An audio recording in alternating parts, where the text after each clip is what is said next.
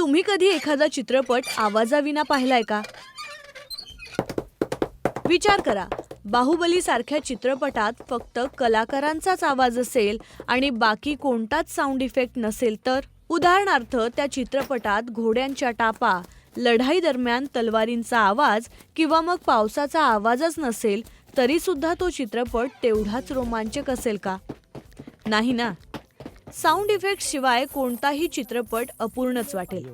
कारण जसा camera larger than life असतो तसंच साऊंड इफेक्ट सुद्धा चित्रपटाला उत्तम बनवण्यासाठी गरजेचे असतात.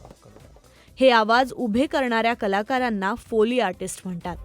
फोली एक्चुअली जो है ये नाम इस आर्ट को पड़ा है सर जैक फॉली, जो रेडियो के लिए सबसे पहले ब्रॉडकास्ट के लिए उन्होंने फोली वगैरह करने की सोची थी और बाद में वो फिल्मों में भी फोली देते थे. तो ये आर्ट जो है इन्वेंट उन्होंने किया था.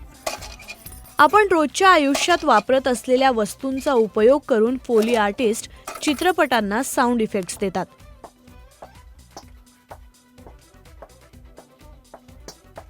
शूटिंग पूर्ण झाल्यानंतर हे काम पोस्ट प्रोडक्शन मध्ये केलं जातं, जे काम करणाऱ्यांना फोली आर्टिस्ट म्हणतात.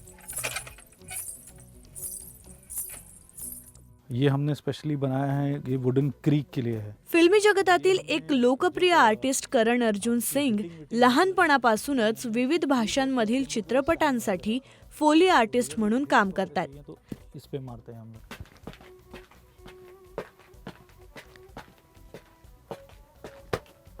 लोकांना फोली संदर्भात प्रशिक्षण द्यावी अशी करण यांची इच्छा आहे, जेणेकरून चित्रपटसृष्टीत काम करण्याची इच्छा असलेल्या युवकांना साऊंड इंडस्ट्री बद्दलही माहिती मिळेल. बाद में बनाया हुआ है ताकि खोलना बंद करना, सिट की नहीं लगाई, खड़ी खोलना है, नॉकिंग है, तो ये ऐसे है. वैसे ही उस तरफ भी डोर्स हैं. और स्क्रैप तो काफ़ी खरीदना पड़ता है हमको.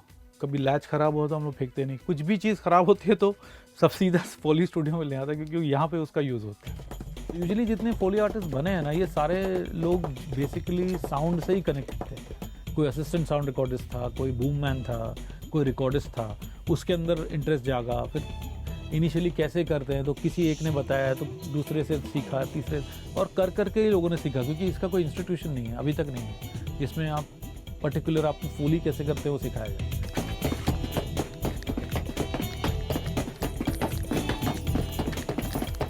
मेरे हिसाब से अगर किसी को एकदम प्रो फोली आर्टिस्ट बनना है तो उसको कम से कम अपने 3 साल देने होंगे एक अच्छे फोली आर्टिस्ट को. उसके साथ अगर वो काम करेगा तो शायद जाके वो एक अच्छा फोली आर्टिस्ट बन सकता है.